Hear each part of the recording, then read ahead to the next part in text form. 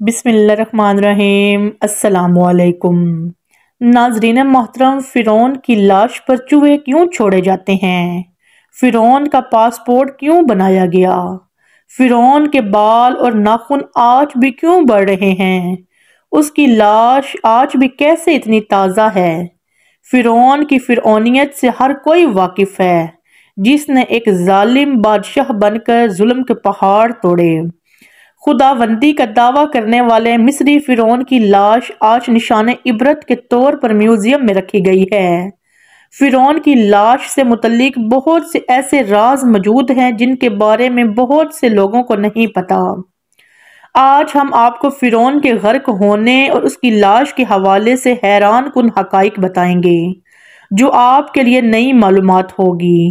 سن 1891 سے قبل کوئی نہیں جانتا تھا کہ خدائی کا دعویٰ کرنے والے فرعون کی لاش کا کیا ہوا تھا اور اس کی باقیات کہاں ہیں، یا کہیں موجود ہیں بھی یا نہیں۔ تمام آسمانی کتابوں میں اس واقعے کا ذکر تفصیل سے ملتا ہے کہ اللہ کے پیغمبر حضرت موسیٰ علیہ السلام اور بنی اسرائیل کی قوم کا پیچھا کرتے ہوئے فرعون سمندر میں اپنی فوج سمیت غرق ہو گیا تھا، جبکہ اللہ کے پیغمبر حضرت موسیٰ علیہ السلام اور ان کی قوم کو پانی کے درمیان سے راستہ بنا کر رب تعالیٰ نے خود دیا تھا۔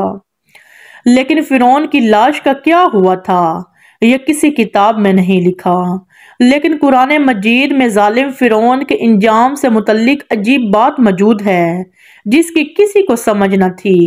قرآن کریم کی سورۃ یونس کی آیت نمبر 92 میں اللہ تعالیٰ نے ارشاد فرمایا ہے، جس کا ترجمہ یہ ہے کہ سو آج ہم تیری ہی لاش کو نجات دیں گے تاکہ تو ان کے لیے نشان عبرت ہو جو تیرے بعد ہیں، اور حقیقت یہ ہے کہ بہت سے آدمی ہماری نشانیوں سے غافل ہیں۔ یہ واقعہ آج سے 3500 سال قبل پیش آیا تھا۔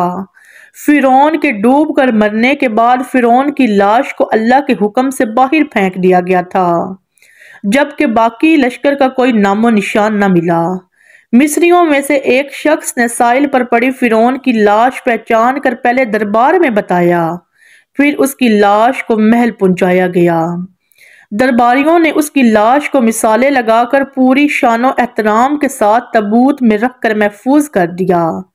حنوط کرنے کے عمل کے دوران ان سے غلطی ہو گئی تھی۔ فرعون چونکہ سمندر میں ڈوب کر ہلاک ہوا تھا اور مرنے کے بعد کچھ عرصے تک پانی میں رہنے کے باعث اس کے جسم پر سمندری نمکیات کی ایک تہ جمی رہ گئی تھی۔ مصریوں نے اس کی لاش پر نمکیات کی وہ تہ اسی طرح رہنے دی اور اسے اسی طرح حنوط کر دیا۔ اللہ کی کتاب قرآن کریم میں فرعون کے قصے بڑی تفصیل کے ساتھ بیان کیے گئے ہیں، اور اسی سلسلے میں اس فرعون کا جسم محفوظ کرنے سے متعلق آیت بھی نازل ہوئی تھی۔ سال 1871 میں مصر کے شہر الغورنیہ سے تعلق رکھنے والے غریب اور معمولی چور احمد عبدالرسول کو فرعون کی حنوط شدہ لاش کی طرف جانے والے خفیہ راستے تک رسائی مل گئی۔ احمد عبدالرسول نوادرات چوری کر کے بیچا کرتا تھا۔ ایک دن وہ دریائے تیل کے کنارے کے قریب تپسیہ کے مقام پر اسی سلسلے میں پھر رہا تھا۔ جب اسے اس خفیہ راستے کا علم ہوا تو وہ وہاں نوادرات کی چوری کے لیے سرنگ کھود رہا تھا۔ تب اسے کچھ لوگوں نے پکڑ لیا اور پولیس کے حوالے کر دیا۔ اس جگہ کی مسلسل کھدائی عمل میں لائی گئی اور سال 1891 کو دوسری ممیوں کے ساتھ فرعون کی لاش بھی ملی۔ اس کے کفن پر سینے کے مقام پر اس کا نام درج تھا۔ اس کی لاش پر تحقیق کی گئی تو اس بات کی تصدیق ہو گئی کہ وہ فرعون کی لاش ہے۔ سال 1986 میں فرعون کی ممی خراب ہونے لگی تو اس وقت کی مصری حکومت نے فرانس کی حکومت سے درخواست کی کہ فرعون کی ممی کو خراب ہونے سے بچایا جائے، جدید سائنسی ذرائع سے اس کی موت کی وجہ بھی معلوم کی جائے۔ بعد میں فرعون کی ممی کو فرانس لے جایا گیا اور اس کے لیے باقاعدہ فرعون کا پاسپورٹ بھی بنایا گیا، کیونکہ اس وقت کے فرانس کے قانون کے مطابق لاشوں کا بھی پاسپورٹ بنایا جاتا تھا۔ فرانسیسی حکومت نے بہت شان و شوکت سے اور کسی عظیم زندہ بادشاہ کی طرح فرعون کی ممی کا ایئرپورٹ پر استقبال کیا، اور اس کے بعد فرعون کی ممی کو ماہر ڈاکٹروں کی ٹیم کے حوالے کیا گیا۔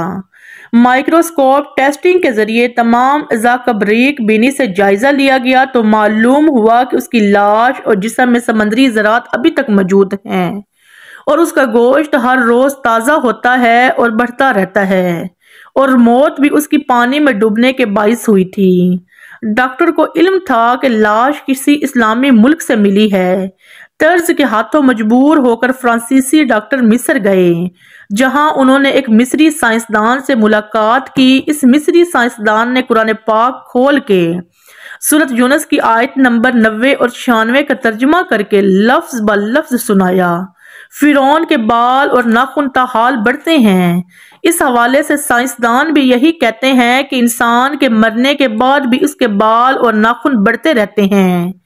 ہر سال 15 مارچ کو مصر کے میوزیم میں رکھی فرعون کی ممی پر چوہے چھوڑے جاتے ہیں اور وہ اس کا بڑا ہوا گوشت کھا جاتے ہیں، اور پھر فرعون کی ممی کی ڈریسنگ کرنے کے بعد دوبارہ اسے شیشے کے تابوت میں رکھ دیا جاتا ہے۔